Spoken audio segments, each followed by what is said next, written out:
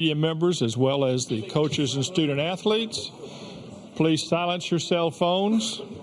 Please provide your name and media affiliation each time you ask questions during this press conference. And recording a press conference on cell phones is prohibited. And if you're joining us on Zoom, please use the raise hand function for questions.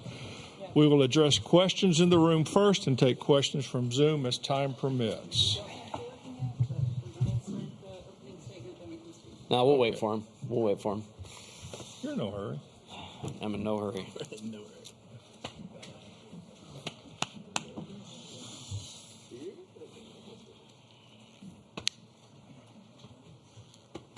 We're waiting on Jordan.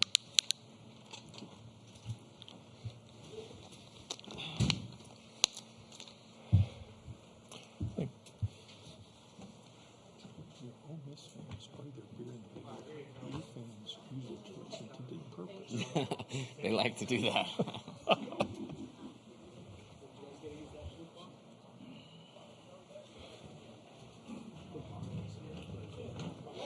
It smelled like a bad college dorm last year after their win last year.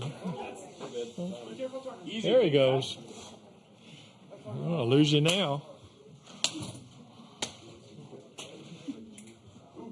Oops. Okay, Jay, give us an overview, please. Yeah, I don't know where to start, so I'll do the best I can with this. National championship team, I think the most gratifying part of it is they were national championship people every single day of this thing. And, kind of feels like a two-year win, if that makes sense. I think about meeting with Cade right when I got the job and said, hey, we're gonna go to work and change a lot of things, and just his coachability, amazing. Dylan is the best player in college baseball history, in my opinion, and just so thankful. And frankly, it was a big reason that I accepted the job. I probably would have looked at LSU anyways, but knowing that I was going to have a once-in-a-lifetime player on my team for 2 years was a big deal to do that. When I think about Thatcher, I told him, when he said yes, that he was going to come to LSU. I said, hey, big guy, you might be the most important recruit of my entire career, because I knew what the other three on the stage were going to do. But to win a national championship and get through the NCAA tournament, we needed real aces, and that's an ace right there, and one of the best pitchers in the country. And so it's kind of cool to feel that full circle. And I don't know that I'll ever have children. Like, Jordan is close to what I would consider like a son as anybody. And I'm so proud of him. I think Dylan and Jordan are the only two players that have started every single game for the last 2 years. And what a championship performance, heartbeat of our team. And I'm so proud of them. But that kind of gives you some insight, into it. Some other thoughts. I really believe this will go down as one of the best teams in college baseball history. So consistent in the regular season. I think the SEC tournament is the only week of the year we had a losing record. If you think about that. Not one losing week for an entire regular season, 11 wins in the postseason, 6 of them against SEC teams. And I really believe we played and beat every team, the best team that we could have played along the way throughout the entire tournament at that spot. So I love these guys. I'm so proud of them. And they are a worthy champion if there ever was a worthy champion. Okay, let's open it up for questions for the student athletes, and we'll start with Leah. Leah Van, Baton Rouge Advocate. Dylan, you told me at the beginning of the season that you wanted to leave LSU a legend, bring home a national championship, win the Golden Spikes Award. You just did all of those things. So what does it feel like to accomplish the things you set out to do? Yeah, man, it's such a great feeling. I felt like almost every box was checked off except that national championship box. And we all knew this was going to be our last game here. And, to finally say that I'm a national champion, it's the greatest feeling in the world. And, I feel like all the boxes are checked off now, so it's good. Okay. Back here with Michael. Michael Farrar with Berg Sports Network. For all three athletes, could you guys kind of talk about what was going through your mind when the final out was out and the dog pile and the celebration? There are 4 up here, There are 4, I'm sorry. Talking about him, right? Jordan, you start. I'm sure I can't see. Jordan. Yeah, I mean, I got the first two ground balls of the inning, and after I got that second out, I kind of looked at Gavin and, almost started tearing up, but knowing that we have to get one more out, I wanted that last ball too. But, I just can't be more proud of my guys in the way that we've came out all year and just competed and fought through adversity. When guys went down, guys stepped up. That just speaks about the character about our team and the way that, we just handle our business and own our deal every single day. So, it is very rewarding for what we were able to accomplish, not only tonight, but the whole season. Thatcher. Yeah, I mean, that is the greatest feeling in the world. And, it's being a national champion, but it's with who we did it with, every single guy right here and every guy in that locker room. It means everything. Dylan.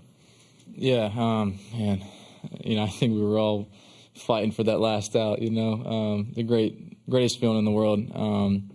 We've had some tough days, in the fall, long days, just grinding it out. We call it 2 days where we literally sleep at the field and train twice a day.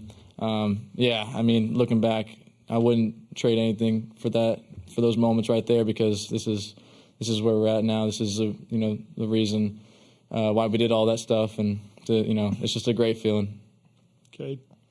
Yeah, I had a different perspective, being in the dugout on that last out, but, just hearing the crowd, finally starting to realize what's happening, and you're looking over in the dugout and you're seeing so many smiling faces, and I'm holding Sammy Dutton in my arm, and he's just so happy, and, watching that last strikeout is just, you can't put a price tag, you can't put any, feelings, words into that. Like, it's so exciting, and, it's so, the sense of, gratification, that's awesome, and, it's everything we work for. Let's go here with Aaron. Aaron Fitt, D1 Baseball. Cade, you said the other day that you grew up wanting to be Mikey Matuk and Ryan Schimpf and Jared Mitchell. What does it make you feel to realize that now kids are going to be growing up wanting to be Cade Beloso? That's pretty cool. I'd want to be like this guy to the left of me, these two guys.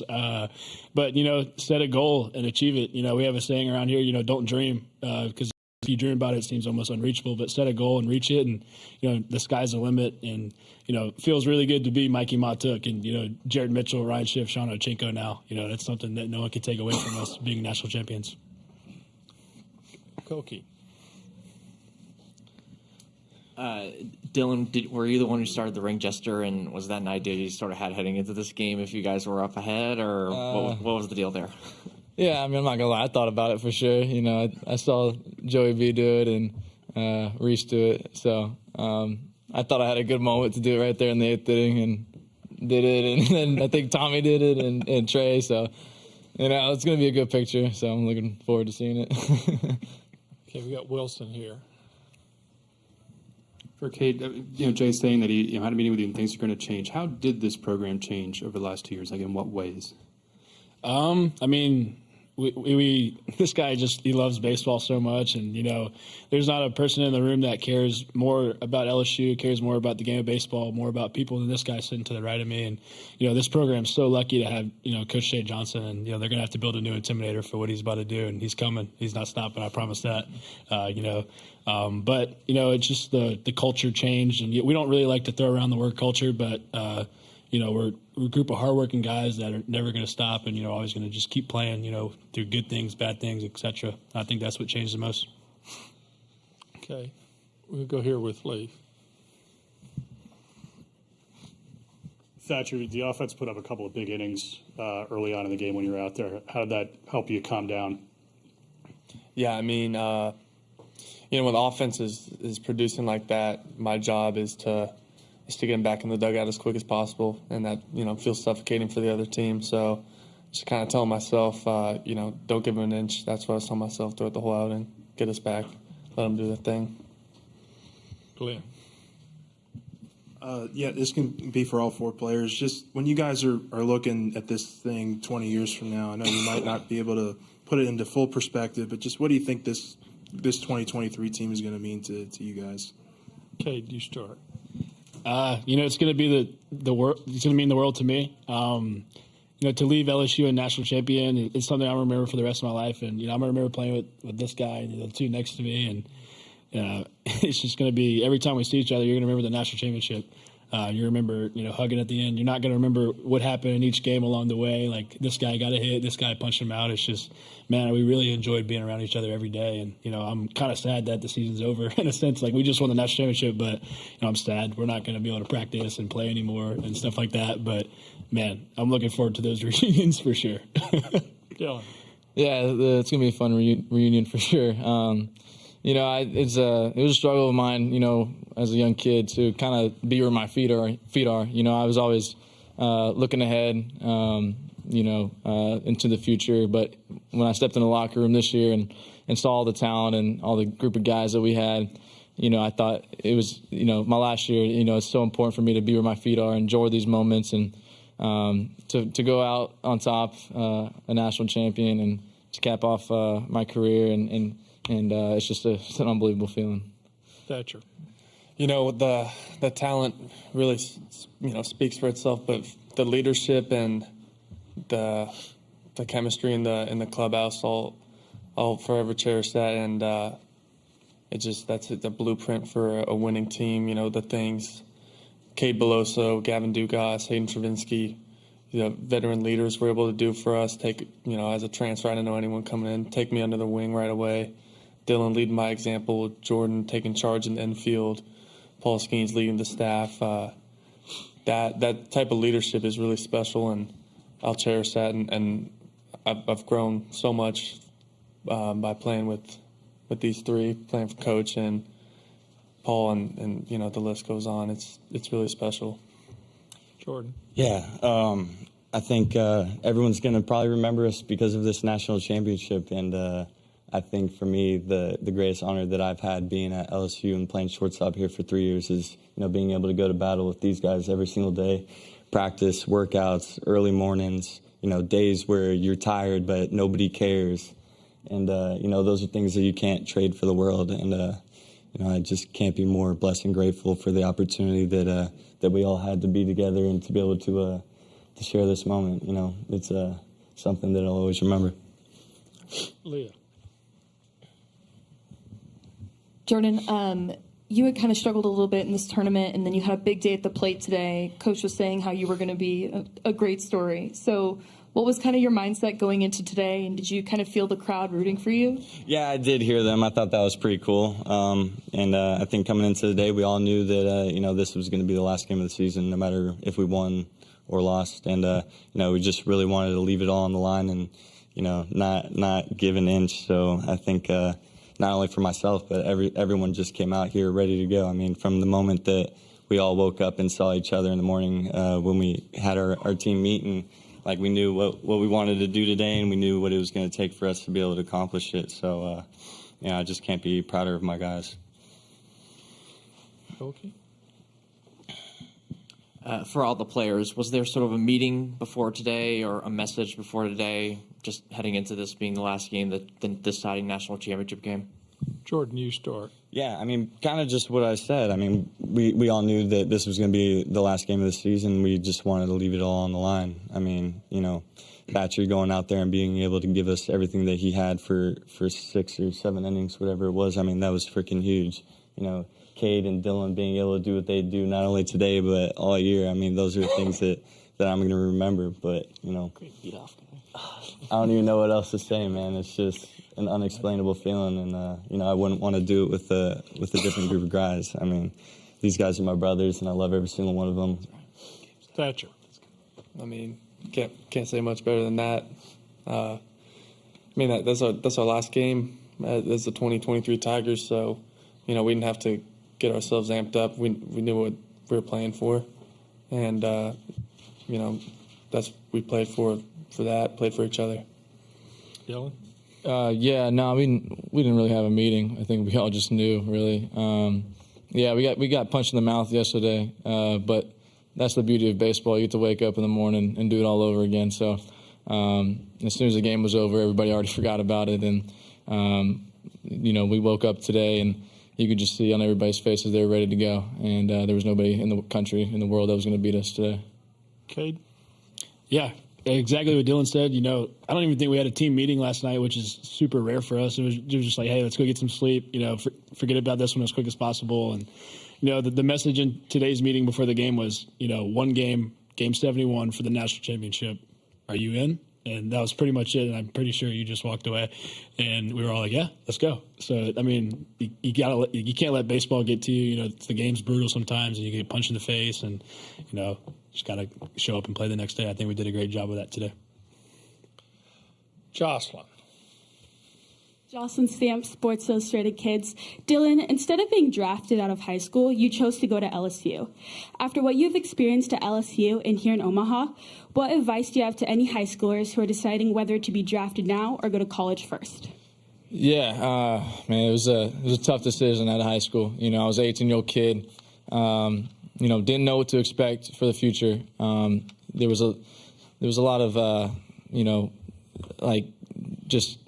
if you go to school, it was like a bad thing or something like that.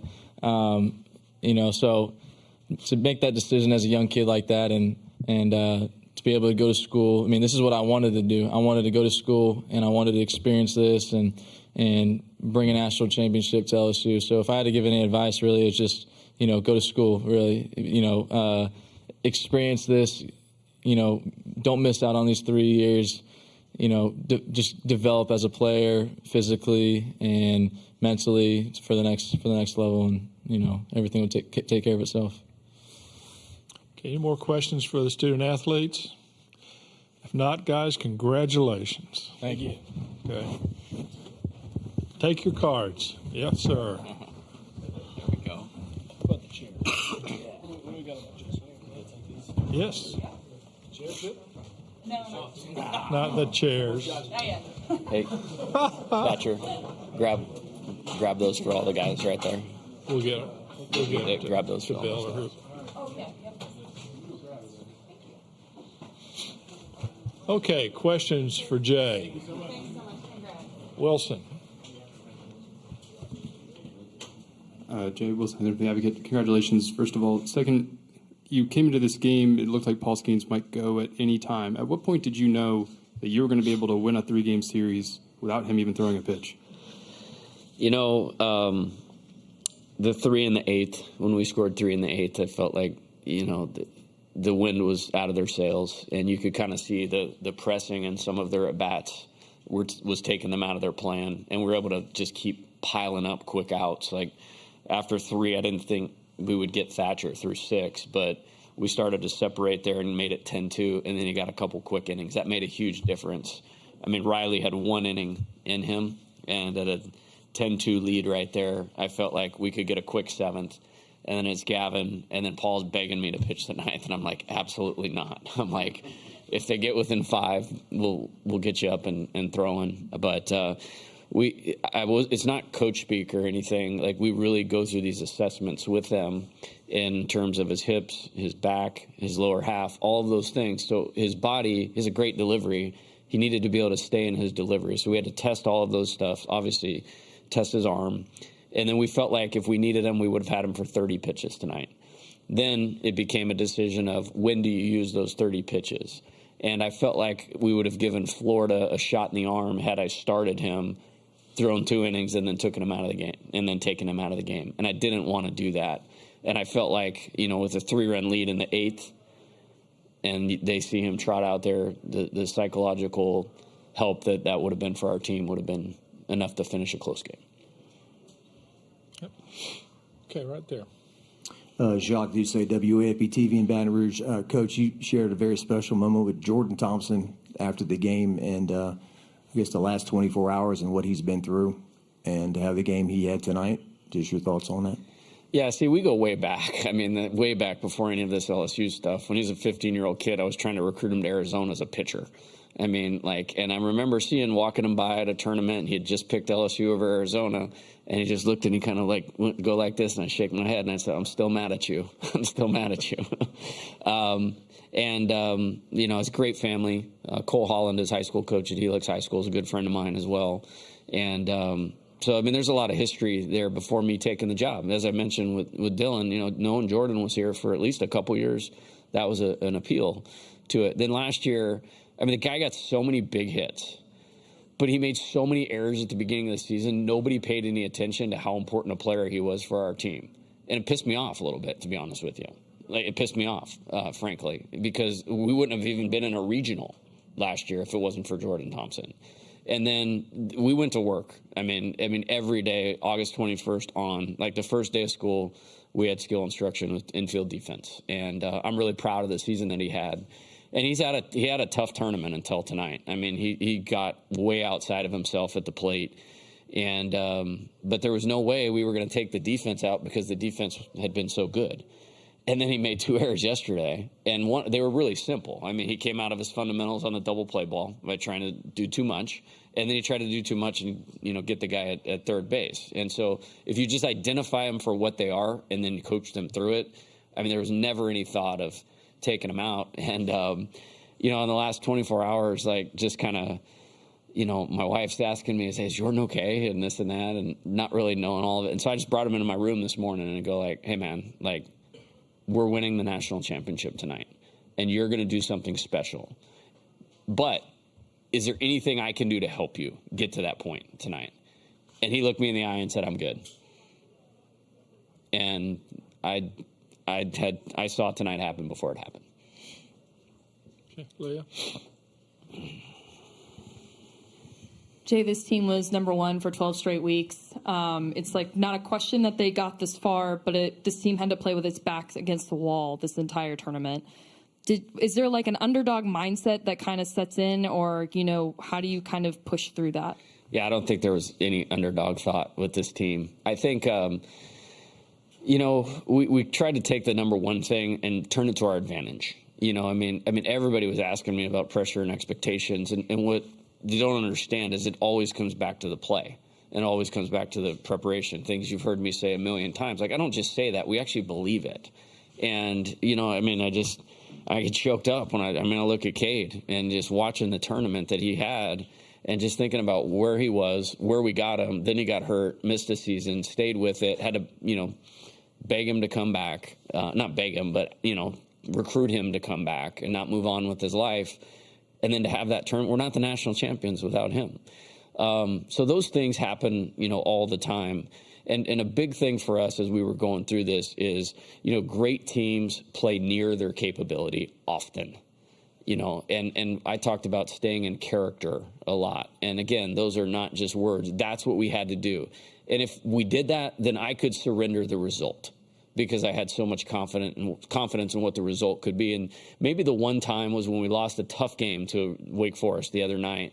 I mean, I thought they looked a little down. And so, like, I grabbed them and just, tried to rally them. And then before we left, it's like, hey, we're not asking you to do something that hasn't been done here. I've coached a team that's done it, okay? And LSU has done it before. So, and neither of those teams were as good as this team. Now, we had a tall order when you're looking at Drew Beam in Tennessee, and then 2 games against Wake Forest and Rhett Lauder. Like, that's impressive. Like, this NCAA, the national championship means more because of who we beat to win the national championship. Okay, Koki. Coach, what do you remember about the process of putting this team together this past offseason, and what were those sort of hours and days like, and what was going through your head through the whole time? Yeah, I think we looked at last year's team, and I'm really proud of, part of me will feel like this national championship is for 2022 also. Like, we really had to dig our heels in. I mean, in the SEC, it happens fast. But it was a 9th place team. It was a 9th place team in 2021 in the SEC. And, we worked really, I knew there were some good young players, obviously. And we worked really hard to develop those guys. But we just didn't have enough on the mound. Like, it just, guys had been hurt. I think it was Marceau and Jaden Hill were moving on in the draft.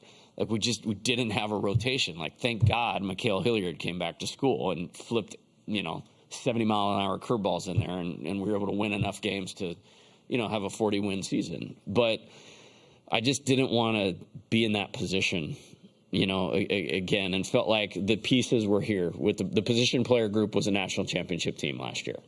I mean, it was very similar, to be honest with you.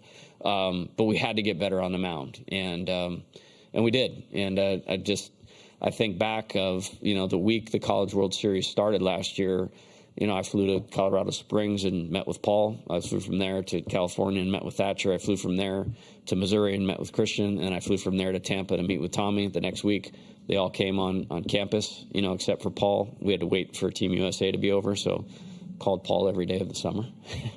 And then we got him on board. And, knowing that we were pairing all of those guys with the strides that some of these guys had made in 1 year's time, we felt pretty good about what this was going to be. And they were very humble about it, too. This league's a beast. And so to beat Kentucky in a super regional, to beat Tennessee twice here, to beat Florida to win a national championship, that's really meaningful, because it's one thing to have, the best writers in the country write about you, how great you are. It's another thing, entirely different thing, to go do it on the field. Yeah. Glenn West, Go 247. Jay, this core that you guys are going to be losing, obviously, after this year, you just talk about what it means, I guess, for the future of the program to kind of have some of these guys that have meant so much and kind of developed a legacy here for what you want to build going forward. Yeah, I think it's coaching, and I think looking at the past few College World Series champions, and just looking at this tournament, there's two things, and I said this the other day: you can't be here anymore without future major league players on your roster. It's not happening. I mean, I don't know a ton about Oral Roberts because they were on the other side of the bracket. I'm sure there's a couple big leaguers on that team. And then you have to have old players that really know what they're doing. I think I'm excited about the young players that got exposed to this. And, hey, man, Jared Jones, he's a big reason we're here. That's a borderline freshman All-American. Paxton Kling's a superstar, in the making. Thatcher Hurd. Every guy that pitched tonight might be back next year. The weight game, all those guys might be back next year. And we got some work to do. And hopefully the time lost, on the road, that's about as good as endorsement as you can come up with of what took place over here the last 2 weeks. Okay, Jock. Coach, I had a chance to visit with your dad on the field a while ago. He was great. Said that you told him when you were 5 that you were going to be a baseball coach. What's it like to share this experience with him here? And he brought up the kind of 7-year journey from you making it to the championship at Arizona to today, and how difficult that was the first time. Yeah, wow.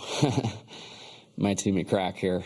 Because I got started on this coaching journey really early. It's at the high school level, but I grew up in the house of a legend. He's the winningest track coach in California history. He didn't lose for 10 years. And he was a great football coach and offensive coordinator. And, my heroes were his running backs. You know what I mean? And that's all I wanted to be. And that part in itself is something enough. But, I'm sat next to Bill 7 years ago today with leaving the tying run on third base in this game and the winning run on second base. And I think about that every single day. And this championship's for this team, and it's about this team. But personally, part of me feels like I got a little bit of that back tonight for those guys. And they texted. We have a group text of that 2016 team. And Friday morning on the off day, I just walked around the stadium, and one of them texted me on there. And I said, hey, when we get this done, that's partly going to be for you guys. Michael. For our Sports Network. Coach, kind of a little bit of feed off his question. Coaches always have support. What would you like to say to your support and your staff? Wow. This is a special place. This is a really special place. And, Scott's there in the back. I think he's the best athletic director in the country. I'm obviously very grateful for him giving me this opportunity. It's roll the dice, man. The West out here has not worked out. It hadn't worked out, And I actually called a couple guys that tried to do it just to avoid, some of the pitfalls, and got some great information from them. But they really, I think they took a chance. And if you look at it in the big picture, but I know what our process is. And so for him, Stephanie Remp, who's no longer with us, Dan Gaston's in the back, sports supervisor, Verge Osbury. I sat in front of them, and wanted this worse than anything in the world and believed that I could do it with this group. And they gave me the chance. And so I'm grateful for that. But that's not where it stops. It's every single day. I mean, what baseball coach's athletic director calls them 2 or 3 times a week? Everything good. And Dan's in my office every single day. What do you need? How can we make this process that you're trying to develop the best that it possibly can be? And then, I'm just going to go for a second here. There's a lot of people that made this happen tonight. Wes Johnson is a special coach. I mean, he is a special coach. And I'm not worried about replacing the pitching coach. I'm worried about replacing the person. Like that's going to be the difficulty because he's such a great person. Josh Jordan, coming over here from Duke, he's an insane worker. I can't beat him into the office, and all I do is work. I mean, it's amazing. He's done a great job for us. Mark Wanaka, I mean, we've been together for like 25 years now. And the only coach that's been on my staff at every step along the way. And very, very, you can't do it any better than he does it and doesn't get near the credit. Dan Fitzgerald, now the head coach at Kansas. I mean, we got to work right when we got here. I mean, we got to work, and he busted his rear end to help put some of this team together. We don't get Nate Ackenhausen without Dan Fitzgerald. Jason Kelly last year, we did a lot with a little on the mound, and he deserves a lot of credit for that. He's now the head coach at the University of Washington. Coach Maneri, I mentioned earlier on the field, making a transition as easy as it possibly could be. Spending time with him. Nolan Cain, recruited Dylan Cruz. I mean, that's a massive hat tip. Right there. Alan Dunn. Those guys, like, it's pretty awesome. I mean, to look back at that, and the GOAT himself, like Skip Bertman. I mean, we're either in person or on the phone 3 to 4 times a week, and I'm sure I'm leaving some people out, but a lot of people contributed to this, and it makes it even that much more special. Okay, go back over here first. Zach Ewing from The Advocate. This is probably a related question. At most schools, winning a national championship is like a fan's once in a lifetime. At LSU, 14 years is like forever from what Skip built. Did you feel that pressure when you walk in, and maybe it's why you took the job? Did you embrace seeing those 6 national titles and wanting to add one? I don't ever really think about it because that would distract me from doing what it takes to accomplish it. And I know that sounds super weird, but I'm not a normal dude in that regard. I mean, like I said, sitting here next to Bill 7 years ago was literally one of the most painful moments of my entire life. And I wanted to win a national championship, and I wanted these guys to win a national championship. I wanted last year's team to come to Omaha because nobody in the program had been to Omaha. Nobody in the other than the transfers that we had brought in. And so, like, just taking a second out there and looking at Dylan, and looking at Trey, and looking at Jordan, and looking at Ty Floyd. We had to win game 1. Obviously, everybody saw what happened yesterday. We were mapping out the series. Like, we have to win Saturday night. Like, we had to win that game to have a chance to win the national championship. We knew that going into it, and the performance he gave. I want it for everybody. It's a great state. It's a lot like where I grew up. I would want it for LSU. I know all that legacy and tradition. I'm so honored, to be a part of that. I really wanted it for these guys because they've done everything that I've asked them to do and set the standard better than you could possibly do. And that's why this is important. Not just because we're national championships, because we've been national champions every day of this thing. Okay, Jacques. Coach Alex Milazzo said he was taught to play the game one way, hard. And I don't know if there's one play that sums up your team, but him scoring from first and breaking a bone in his foot or whatever happened there. Can you talk about that play and just the player he is? How about the at-bats he gave us all year long? I remember looking at that stat line in 21 when I took the job, and I had fans sending me emails right when I got there. It's like, get rid of Milazzo. He can't hit. He's terrible. He's the worst hitter I've ever seen. Should be a Division I baseball player. I looked up at the board tonight. I'm pretty sure he hit over 290. And he's one of the best defensive catchers in college baseball. And more importantly than that, and that's all throughout this team, whatever we needed him to do when we needed to do it, he did it. And it wasn't like, I need more playing time, I need this. He was just ready the whole way. And wasn't the starter.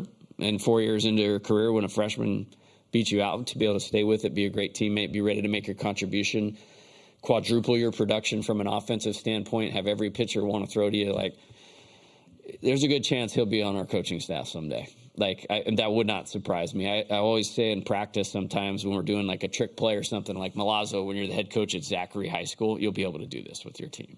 I mean, he's special. He's all LSU. And I was thinking in the ninth inning, is it like, wait, this is going to happen. It's like somebody's got to pick him up and throw him on top of the dog pile with a broken foot.